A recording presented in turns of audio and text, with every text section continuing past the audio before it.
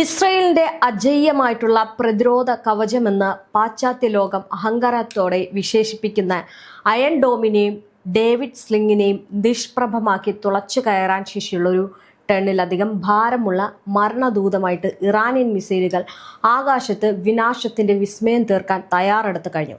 ദശാബ്ദങ്ങളായുള്ള പാശ്ചാത്യ അധിനിവേശത്തിനും ഈ ഭീഷണികൾക്കും മറുപടിയായിട്ട് തങ്ങളുടെ ഓരോ തുള്ളി ചോരയ്ക്കും പലിശ സഹിതം പകരം വീട്ടാൻ കോറം ഷഹർ 4 പോലുള്ള അഗ്നിശരങ്ങൾ വിക്ഷേപണ തറകളിൽ ഗർജിക്കുമ്പോൾ അത് കേവലം ഒരു യുദ്ധത്തിന്റെ തുടക്കമല്ല, മറിച്ച് അമേരിക്കയുടെ ആഗോള അധികാര കോട്ടകളുടെ തകർച്ചയുടെ ഔദ്യോഗിക വിളംബരമാണ്.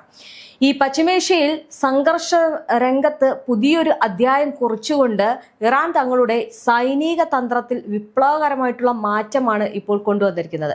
ഇതുവരെ പരിമിതമായിട്ടുള്ള രീതിയിൽ മാത്രം പ്രതികാര ആക്രമണങ്ങൾ നടത്തിയിരുന്ന ഇറാൻ ഇനി മുതൽ അതീവ പ്രഹരശേഷിയുള്ള മിസൈലുകൾ ഉപയോഗിച്ച് ശത്രുവിനെ ദീർഘകാലം പ്രതിരോധത്തിലാക്കുന്ന വൻതോതിലുള്ള വ്യോമാക്രമണങ്ങൾക്ക് പദ്ധതിയിടുകയാണ്.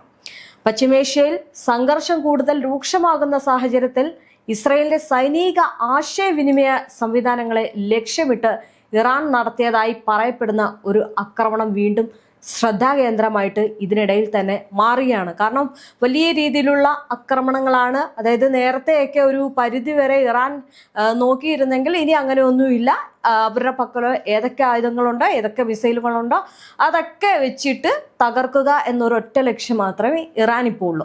എന്തായാലും ഇസ്രയേലിലെ ടെൽ അവീവിന് തെക്കായിട്ട് സ്ഥിതി ചെയ്യുന്ന ഒരു ഹൈല സാറ്റലൈറ്റ് കമ്മ്യൂണിക്കേഷൻ സെന്റർ തകർത്തതായിട്ടാണ് ഇറാന്റെ ഇസ്ലാമിക് റവല്യൂഷൻ ഗാർഡ് കോർപ്പസ് അറിയിച്ചിട്ടുള്ളത്. ഈ ഒരു കേന്ദ്രം ഇസ്രയേലിന്റെ വ്യോമസേനയും സൈനിക കമാൻഡുകളും അല്ലെങ്കിൽ സൈനിക കമാൻഡ് സംവിധാനങ്ങളും തമ്മിലുള്ള പ്രധാന ആശയവിനിമയ ബന്ധമായിട്ട് പ്രവർത്തിച്ചിരുന്നു എന്ന് ഇറാൻ അവകാശപ്പെടുകയാണ്. പശ്ചിമേഷ്യയിൽ യുദ്ധത്തിന്റെ ഗതി നിർണ്ണയിക്കാൻ കഴിയുന്ന തരത്തിലുള്ള ഒരു നിർണായക സൈനിക സൗകര്യമാണ് ഇതിലൂടെ ലക്ഷ്യമിട്ടത് എന്ന് ഇറാനിയൻ മാധ്യമങ്ങൾ റിപ്പോർട്ട് ചെയ്യുകയാണ്. ഇതിൽ നിന്ന് നമുക്കൊരു കാര്യം മനസ്സിലാക്കാം, അതായത് എത്രത്തോളമാണ് ഇറാന്റെ കരുത്ത് എന്നുള്ളത്. കാരണം അത്രയേറെ ഒരു ഗർജനത്തോടെ പോർമുഖത്ത് ഇറങ്ങി നിൽക്കുന്ന ഇറാനെയാണ് കാണാൻ കഴിയുന്നത്. മിസൈൽ കൊണ്ടുള്ള മഴകളാണ് ഇറാന്റെ ഭാഗത്തു നിന്നുണ്ടാകുന്നത്. IRGCയുടെ പബ്ലിക് റിലേഷൻസ് വിഭാഗം ഈ പുറത്തിറക്കിയ പ്രസ്താവനയിൽ പറയുന്നത് നോക്കുകയാണെങ്കിൽ ഒരു പ്രത്യേകമായിട്ട് ആസൂത്രണം ചെയ്ത സൈനിക ഓപ്പറേഷനിലാണ് ഈ ഒരു ആക്രമണം തൊടുത്തുവിട്ടിരിക്കുന്നത്. IRGCയുടെ എയർ സ്പേസ് സേന വിന്യസിച്ച ചാവേർ ഡ്രോണുകളാണ് ഈ ഒരു സാറ്റലൈറ്റ് ആശയവിനിമയ കേന്ദ്രത്തെ ലക്ഷ്യമിട്ട് ആക്രമണം നടത്തിയത് എന്നാണ് അവരവകാശപ്പെടുന്ന ഒരു കാര്യം എന്ന് പറയുന്നത്. എന്തായാലും ഇസ്രയേലിന്റെ യുദ്ധവിമാനങ്ങൾക്കും വ്യോമതാവളങ്ങൾക്കും ഇടയിൽ ആശയവിനിമയം ഉറപ്പാക്കുന്ന പ്രധാന ഉപഗ്രഹ നിയന്ത്രണ ശൃംഖലയെ നിർണായക ഘടകമായിരുന്നു. അതുകൊണ്ട് തന്നെയാണ് അവിടെ ഈ ഒരു ആക്രമണം ഇട്ടതും ഇറാൻ ഈ ഒരു കാര്യങ്ങൾ വെളിപ്പെടുത്തുന്നതും.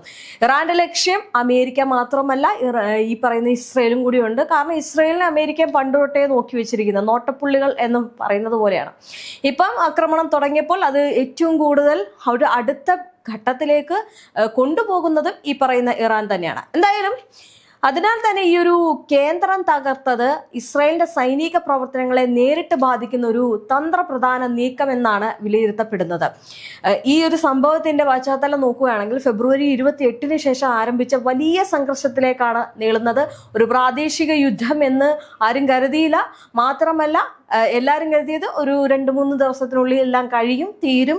ഈ ട്രംപ് പറയുന്നത് 4 ആഴ്ച എന്നൊക്കെ പറയുന്നത് ഇപ്പോൾ 4 ആഴ്ചത്തെക്കാട്ടി മുന്നോട്ട് പോകുന്ന ഒരു രീതിയിലാണ്. കാരണം ട്രംപിന്റെ ഭാഗത്തു നിന്ന് ഉൾവലിയുന്ന ഒരു രീതിയിലേക്ക് മാറുന്നുണ്ട് അമേരിക്ക ഇസ്രയേലും. പക്ഷേ എന്നിരുന്നാലും അവരെത്ര ഉൾവലിഞ്ഞാലും എന്തായാലും ഈ ഇറാനെ സംബന്ധിച്ചിടത്തോളം അവരാണ് ഈ യുദ്ധം അവസാനിപ്പിക്കുന്നത് എന്ന് പറഞ്ഞിട്ടുണ്ട്. അതുകൊണ്ട് തന്നെ അവർക്ക് എന്തൊക്കെ രീതിയിൽ ഈ വലിയ രീതിയിലുള്ള ഈ പ്രത്യാഘാതങ്ങൾ അവർക്ക് മേൽ ചെലുത്താൻ കഴിയും, അതൊക്കെ ചെയ്യുന്ന രീതിയിലേക്ക് പോയിട്ടുണ്ട്. അതിൽ ഇസ്ലാമിക വിപ്ലവത്തിന്റെ നേതാവായ അയത്തുള്ള സയ്യിദ് അലി ഖമേനിയും നിരവധി മുതിർന്ന സൈനിക കമാൻഡർമാരും നിലവിൽ ഈ സിവിലിയന്മാരും പൗരന്മാരും കൊല്ലപ്പെട്ടതിനെ തുടർന്ന് അമേരിക്കയും ഇസ്രയേലും ചേർന്ന് ഇറാനെതിരെ വ്യാപകമായിട്ടുള്ള ഒരു സൈനിക നടപടി ആരംഭിച്ചതായിട്ടുള്ള റിപ്പോർട്ടുകളുമുണ്ട്. ഇറാനിലെ വിവിധ സൈനിക കേന്ദ്രങ്ങളെ സിവിലിയൻ അടിസ്ഥാന സൗകര്യങ്ങളെ ലക്ഷ്യമിട്ട് നടന്ന വ്യോമാക്രമണങ്ങളിൽ വലിയ നാശനഷ്ടങ്ങൾ ഉണ്ടായതായിട്ടാണ് ഇറാൻ ആരോപിക്കുന്നത്. എന്തായാലും രാജ്യത്തെ അടിസ്ഥാന സൗകര്യങ്ങൾക്ക് വലിയ നാശനഷ്ടം സംഭവിച്ചതായിട്ടും നിരവധി പ്രദേശങ്ങളിൽ മനുഷ്യനഷ്ടം സംഭവിച്ചതായിട്ടും ഇറാനിയൻ അധികാരികൾ വ്യക്തമാക്കുന്നുണ്ട്. ഇത്തരം ഒരു ആക്രമണത്തിന് മറുപടിയായിട്ടാണ് ഇറാൻ സായുധ സേന പ്രതികാര നടപടികൾ ആരംഭിച്ചത് എന്ന് ഇറാൻ വ്യക്തമാക്കിയിട്ടുണ്ട്. കാരണം അവർ ഓരോ അടി വെക്കുമ്പോഴും പറയുന്നുണ്ട്, നിങ്ങൾ ഇതിൽ നിന്ന് ഞങ്ങളെ അതായത് ഞങ്ങൾക്കെതിരെ ഇത്തരം ആക്രമണം നടത്തുന്നത് എന്ന് കുറയ്ക്കുന്നുവോ അന്നാണ് ഞങ്ങളും ഇത് നിർത്തൂ എന്നുള്ള രീതിയിലേക്ക്. അതുകൊണ്ട് തന്നെ അമേരിക്ക ഇവരെ കീഴടക്കാം എന്നുള്ള വ്യാമോഹങ്ങളൊക്കെ എന്തായാലും ഇനി കാണില്ല. ഈ മിസൈലുകളുടെയും ഡ്രോണുകളുടെയും തുടർച്ചയായിട്ടുള്ള ആക്രമണങ്ങളിലൂടെ അധിനിവേശ പ്രദേശങ്ങളിലെ അമേരിക്കൻ ഇസ്രയേലി സൈനിക താവളങ്ങളെയും പ്രാദേശിക സൈനിക കേന്ദ്രങ്ങളെയും ലക്ഷ്യമിട്ട് ഇറാൻ തിരിച്ചടികൾ നടത്തിയതായിട്ട് റിപ്പോർട്ടുകൾ സൂചിപ്പിക്കുന്നുണ്ട്. അവിടെയും നാശനഷ്ടങ്ങൾ സംഭവിച്ചു എന്നാണ് പല മാധ്യമ പ്രവർത്തകരും പറയുന്നത്. എന്തായാലും ഈ ഒരു ആക്രമണം നടക്കുമ്പോൾ വലിയ രീതിയിൽ അമേരിക്ക ഇസ്രയേലും ഭയപ്പെടുന്നുണ്ട്. ഈ ഒരു ആക്രമണത്തിൽ ഈ പശ്ചിമേഷ്യയിലെ ഒരു സൈനിക തുലാസിനെ ബാധിക്കാവുന്ന രീതിയിൽ തന്ത്രപരമായിട്ടുള്ള ലക്ഷ്യങ്ങളെയാണ് ലക്ഷ്യമിട്ടതെന്ന് ഇറാൻ സൈനിക വൃത്തങ്ങൾ വ്യക്തമാക്കുന്നുണ്ട്. ഇസ്രയേലിന്റെ സാറ്റലൈറ്റ് ആശയവിനിമയ കേന്ദ്രം ലക്ഷ്യമിട്ട ആക്രമണം ഈ സൈനിക രംഗത്ത് വലിയ പ്രതിഫലനം ഉണ്ടാക്കാൻ സാധ്യതയുള്ളതാണ്. ആധുനിക യുദ്ധങ്ങളിൽ ഉപഗ്രഹ ആശയവിനിമയ സംവിധാനങ്ങൾ നിർണായക പങ്കാണ് വഹിക്കുന്നത്. മാത്രമല്ല യുദ്ധവിമാനങ്ങളുടെ നിയന്ത്രണം, ലക്ഷ്യനിർണയം, സൈനിക യൂണിറ്റുകൾ തമ്മിലുള്ള ആശയവിനിമയം എന്നിവയിൽ ഇത്തരം സംവിധാനങ്ങൾ പ്രധാനമാണ്. ഇതാണ് ഇറാൻ തകർത്തിരിക്കുന്നത്. അതിനാൽ തന്നെ ഇത്തരം ഒരു കേന്ദ്രം തകരുമ്പോൾ സൈനിക പ്രവർത്തനങ്ങളുടെ ഏകോപനത്തിൽ തടസ്സമുണ്ടാകാൻ സാധ്യതയുണ്ട് എന്നാണ് പ്രതിരോധ വിദഗ്ധർ വിലയിരുത്തുന്നത്. പശ്ചിമേഷ്യയിൽ നടക്കുന്ന ഈ ഒരു പുതിയ സംഭവ വികാസങ്ങൾ പ്രദേശത്തെ സുരക്ഷാ സാഹചര്യം കൂടുതൽ സങ്കീർണമാക്കുകയാണ്. ഇനി നോക്കുക, അമേരിക്ക, ഇസ്രയേൽ, ഇറാൻ എന്നീ ശക്തികൾ തമ്മിലുള്ള ഈ ഒരു സംഘർഷം വ്യാപകമായിട്ടുള്ള മേഖലാപരമായിട്ടുള്ള യുദ്ധത്തിലേക്ക് മാറുമോ എന്ന ആശങ്കയും ഉയരുന്നുണ്ട്. ഓരോ ദിവസവും പുതിയ പുതിയ ആക്രമണങ്ങളും പ്രതികാര നടപടികളും റിപ്പോർട്ട് ചെയ്യപ്പെടുമ്പോൾ ഈ യുദ്ധം എത്രത്തോളം വ്യാപിപ്പിക്കുമെന്നത് ലോകം ഉറ്റുനോക്കുകയാണ്. ഈ ഒരു സാഹചര്യത്തിൽ സൈനിക ശക്തികളുടെ ഏറ്റുമുട്ടൽ മാത്രമല്ല, വിവരയുദ്ധവും സാങ്കേതിക ശേഷിയും ഉൾപ്പെടുന്ന ഒരു വലിയ ജിയോ പൊളിറ്റിക്കൽ പോരാട്ടമാണ് പശ്ചിമേഷ്യയിൽ നടക്കുന്നത് എന്ന് പല നിരീക്ഷകരും ചൂണ്ടിക്കാട്ടുന്നുണ്ട്. ഇതിനോടകം തന്നെ ഈ ആശയവിനിമയ സംവിധാനങ്ങളും സാറ്റലൈറ്റ് നെറ്റ്വർക്കുകളും പോലുള്ള സാങ്കേതിക അടിസ്ഥാന സൗകര്യങ്ങൾ പോലും ഇപ്പോൾ യുദ്ധത്തിന്റെ പ്രധാന ലക്ഷ്യങ്ങളായിട്ട് മാറിയിരിക്കുകയാണ്. അതാണ് കാണാൻ സാധിക്കുന്നത്. അതിനാൽ തന്നെ ഈ ഒരു ടെൽ അവീവിന് സമീപമുള്ള ഈ ഒരു സാറ്റലൈറ്റ് കമ്മ്യൂണിക്കേഷൻ കേന്ദ്രം ലക്ഷ്യമിട്ട ആക്രമണം പശ്ചിമേഷ്യയിലെ യുദ്ധത്തിന്റെ പുതിയൊരു ഘട്ടത്തെ സൂചിപ്പിക്കുന്ന സംഭവമായിട്ട് വിലയിരുത്തപ്പെടുകയും ചെയ്യുന്നുണ്ട്. ഈ പതിറ്റാണ്ടുകളായിട്ടുള്ള സാമ്പത്തിക ഉപരോധങ്ങൾക്കിടയിലും തദ്ദേശീയമായിട്ട് വികസിപ്പിച്ചെടുത്ത ഈ ഒരു മിസൈൽ സാങ്കേതിക വിദ്യ ഇറാന്റെ ശാസ്ത്രീയ കരുത്തിന്റെയും ഇച്ഛാശക്തിയുടെയും പ്രതീകമായിട്ട് മാറിക്കഴിഞ്ഞു. അതായത് ഇറാൻ ഈ ഒരു യുദ്ധത്തിൽ എത്രത്തോളം പ്രത്യാക്രമണങ്ങൾ നടത്തി അല്ലെങ്കിൽ എത്രത്തോളം നഷ്ടങ്ങൾ ഉണ്ടായി എന്നുള്ളതല്ല, മറിച്ച് അവർ എത്രത്തോളം ഉയർന്നു എന്നുള്ളതാണ് മനസ്സിലാക്കേണ്ടത്. ഈ പശ്ചിമേഷ്യയിൽ തങ്ങളുടെ ചൊൽപ്പടിക്ക് കാര്യങ്ങൾ നീക്കാമെന്ന അമേരിക്കയുടെ മോഹങ്ങൾക്ക് മുകളിലാണ് ഇപ്പോൾ ഇറാന്റെ ഈ ഒരു മിസൈൽ വിപ്ലവം ഒരു കരിനിഴൽ പോലെ വീഴുന്നത്. കേവലം കെട്ടിടങ്ങളെയല്ല, മറിച്ച് സാമ്രാജ്യത്തിന്റെ അഹങ്കാരത്തെ തന്നെയാണ് ഓരോ ഇറാനിയൻ പോർമുനയും ലക്ഷ്യം വെക്കുന്നത്.